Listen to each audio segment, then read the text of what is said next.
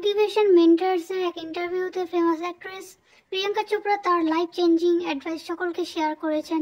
সেখানে তিনি একটি সুন্দর ওয়ার্ড ইউজ করেছেন, একবার চলুন শুনে নিই কি সেই ওয়ার্ডটি। When I was younger, it was really romanticized that you're going for it and just...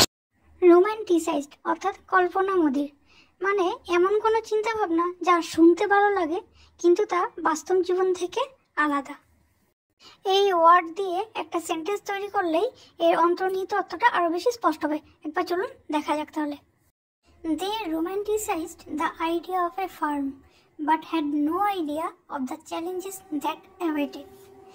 এর মানে হচ্ছে তারা ভেবেছিল তারা একটি খামার তৈরি করবে, কিন্তু তাদের কোনো ধারণা ছিল না যে এর জন্য কত প্রতিবন্ধকতা অপেক্ষা করে রয়েছে। এরকম আরও অনেক সেন্টেন্স তৈরি করে আমাকে কমেন্ট সেকশনে জানান। আর ভালো লাগলে অবশ্যই একটি লাইক, শেয়ার এবং চ্যানেলটিকে সাবস্ক্রাইব করে দেবেন। Thank you for watching. ফিরে আসছি নেক্সট ভিডিওতে। টাটা।